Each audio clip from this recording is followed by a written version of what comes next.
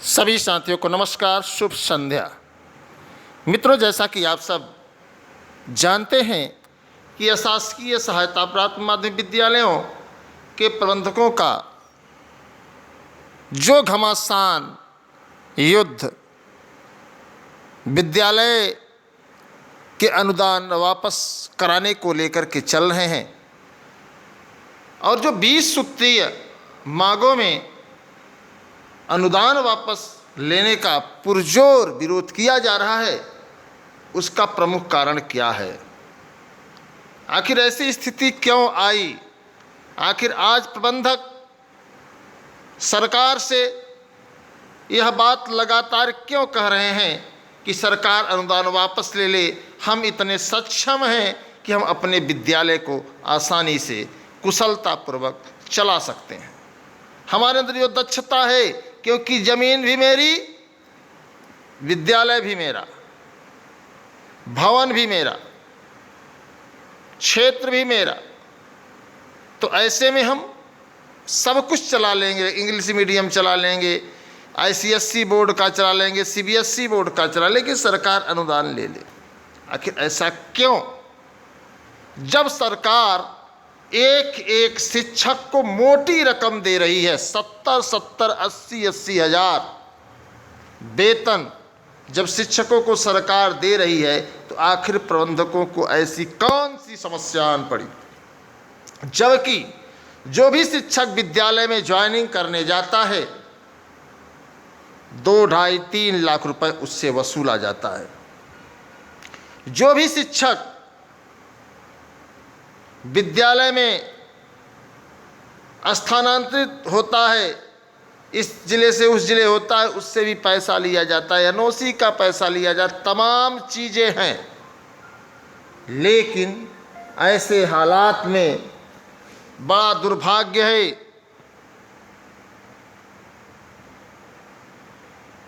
कि हम लोग करें क्या? और सच्चाई यही है कि कुछ इसके जिम्मेदार हम लोग भी तो हैं। शिक्षा सेवा चयन आयोग का दूर दूर तक कोई रता पता नहीं है। इन सब चीज़ों को लेकर के मैं चाहूँगा कि आप जो 20 सूत्री मांगों का पत्र है, एक बार आप लोग देखेंगे तो आप लोगों को समझ में आएगा कि एक 20 सूत्री मांग क्या है।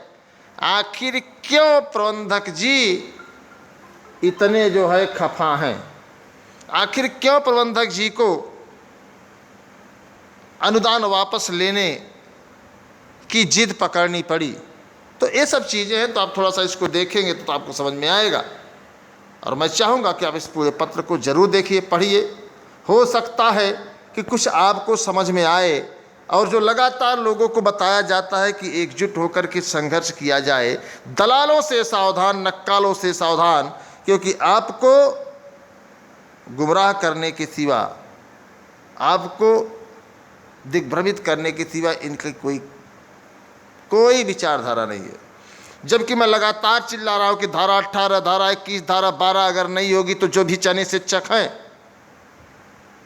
जो भी चयनित शिक्षक हैं, बंधुआ मजदूरी की तरह उनकी ज़िंदगी होगी। लेकिन चयनित शिक्षक तो मस्त है, क्योंकि उनको लगता है कि अगर प्रबंधक जी की जी हजूरी हम करते रहेंगे, प्रबंधक जी के सामने घुटने टेक करके जो है उनके सामने दया की भीख मांगते रहेंगे, उनकी चापलूसी करते रहेंगे, उनके हाथ पांव धोते रहेंगे, मलते रहेंगे, तो मेरी ज़िंदगी संवर जाएगी। वाकई में आप यही करिए, क्योंकि आपने जो शिक्षा ग्रहण किया है, आपने वो शिक्षा अपने सम्मान के लिए नहीं, अपने अधिकार के लिए नहीं, बल्कि वही 2 वक्त की रोटी के लिए ग्रहण किया है। अब किसी ने कहा था कि हे शिक्षे तुम्हारा सर्वनाश हो जाए जो नौकरी के हित में हो। शिक्षा का मतलब ज्ञान से होता है, शिक्षा का मतलब सम्मान से होता है, शिक्षा का मतलब आत्मसम्मान, आपका अधिकार, आपको जानकारी की होती है। लेकिन ना ना ना, चयनित शिक्षक, और उनके पास भी मजबूरी है।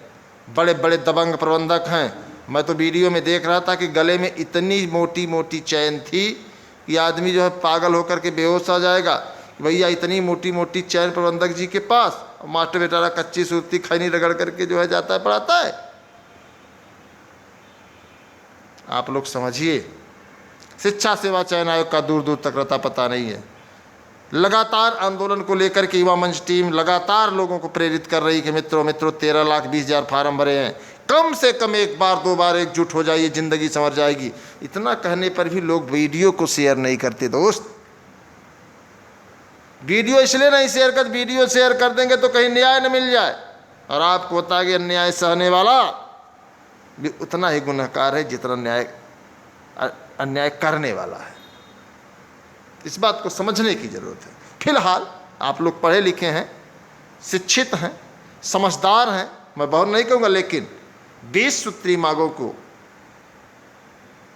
लेकर के प्रबंधकों ने जो हुंकार भरी थी, आइए उस पत्र की थोड़ी सी एक झलक देखते हैं, उसके बाद आपकी मंशा जानते हैं। थोड़ा जल्दी में देखिएगा ताकि वीडियो बड़ा ना, और शेयर भी कर दीजिएगा। देखिए ऊपर नाम अशोक वाजपेयी, सदस्य राज्यसभा, पूर्व मंत्री, उत्तर प्रदेश शासन। मोबाइल नंबर सबके दिए गए, आप उनसे संपर्क करके बात कर सकते हैं। अपर मुख्य सचिव माध्यमिक शिक्षा उत्तर प्रदेश शासन, शिक्षा निदेशक उत्तर प्रदेश 18 पार्क लखनऊ। आप देख सकते हैं उत्तर प्रदेश में अशासकीय सहायता प्राप्त माध्यमिक विद्यालयों में व्याप्त समस्याओं के निराकरण के संबंध में पूरा इसको पढ़िए। 12 वर्षों से अशासकीय सहायता प्राप्त माध्यमिक विद्यालयों की फीस नहीं बढ़ाई गई, जिससे विद्यालयों की विकास और छात्रों के खेल कूद व तमाम समस्याओं को जो है प्रबंधक अपने घर से माध्यमिक शिक्षा परिषद द्वारा अपने परिवार में 100 रुपये से बढ़ाकर 600 रुपये कर दिया गया है। इस प्रकार 6 गुना वृद्धि की गई। अशासकीय सहायता प्राप्त विद्यालय की विकास शुल्क हाई स्कूल 10 रुपये और इंटर 15 रुपये वर्ष 2010 से निर्धारित की गई थी। यदि इस शुल्क में 20 रुपये का प्रतिमाह बढ़ोतरी कर दिया जाए तो इसमें अभिभावकों पर कोई भार नहीं होगा और राज्य सरकार पर भी कोई वित्तीय भार नहीं होगा। ये आप लोग ध्यान से बाकी आप सब आसानी से पढ़ लीजिए, आसानी से आपको पढ़ने को पूरा मिल जाएगा, झूठे पढ़ने से कोई मतलब नहीं है। अध्यापकों के रिक्त पदों का माध्यमिक शिक्षा चयन बोर्ड द्वारा नियुक्ति करने में कम से कम 2-3 साल लग जाता है। ऐसी स्थिति में गरीब असहाय बच्चों को पठन पाठन सब्जेक्ट टीचर न होने के कारण बच्चों का पठन पाठन उक्त पत्र सत्र का बाधित हो जाता है। अल्पकालिक नियुक्ति आयोग प्रतिवर्ष 11 माह आयोग द्वारा चयनित अभ्यर्थी आने तक प्रबंध तंत्र को इंटरमीडिएट अधिनियम इतना के तहत तदर शिक्षकों की तरह नियुक्ति देने का मौका। मतलब मेन मामला तो यही है। देखिए जो तीसरा मामला है इसी को मैं आप लोगों को बताना चाहता हूँ, जिसकी आय सीमा 60 या 70 साल के स्थान पर उक्त मानदेय पर ही बेरोजगार योग्यताधारी नौजवानों को आप समझ अधिकतम 11 माह की नियुक्ति प्रबंधक को अधिकार दिया जाए। बात समझ सकते हैं ना कि अधिकार दिया जाए।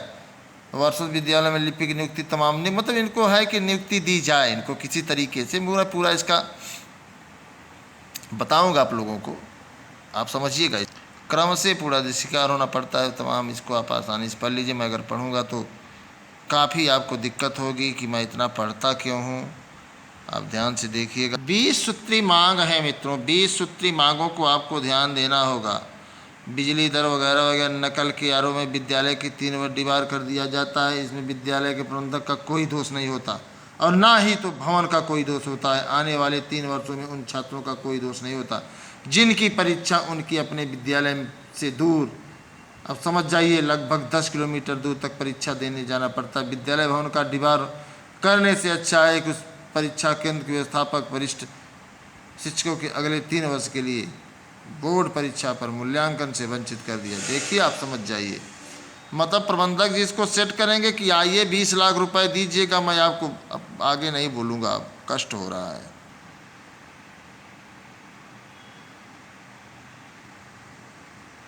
आप देखिए 12 नंबर, 13 नंबर, 14 नंबर, 15,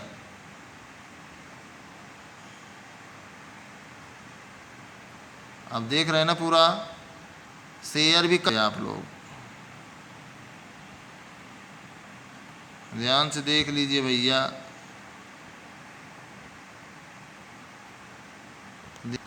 अच्छे से आप लोग इसको देख चुके हैं। 19 नंबर पे मामला चल रहा। देखिए शिक्षा से अनुदान प्राप्त कर जिला विद्यालय निरीक्षक द्वारा इस परियोजना से खोले गए स्वतंत्र खाते में माध्यम से संबंधित कार्यदायी तमाम चीज़ें इसमें हैं। इसको आप लोगों को समझने की जरूरत। अंतिम पत्र है, आप इसको अंतिम में देख सकते हैं। बहुत अच्छा,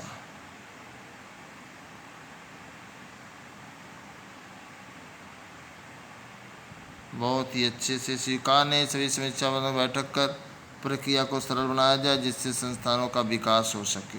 अगला विकास मैं दिखाता हूँ आपको। उपरोक्त मार्गबिंदु अनुसार शासन कोई वित्तीय बोझ नहीं पड़ता है, न ये तो किसी शिक्षक या शिक्षित कर्मचारी का हित होता है, सभी मांग उचित प्रतीत होती है। प्रबंधक सभा के जो प्रदेश के प्रबंधक वर्ग के नेतृत्व करता है, सभी गरीबों के मसीहाएँ बढ़ेगी और छात्र छात्राओं को यह शिक्षा मंदिर प्राइवेट CBSE बोर्ड से अच्छा होने की होड़ में सम्मिलित होगा, जिससे उत्तर माध्यमिक शिक्षा परिषद बोर्ड के स्कूलों में प्रतिष्ठा प्राप्त करेगा। बात समझ गए होंगे आप लोग।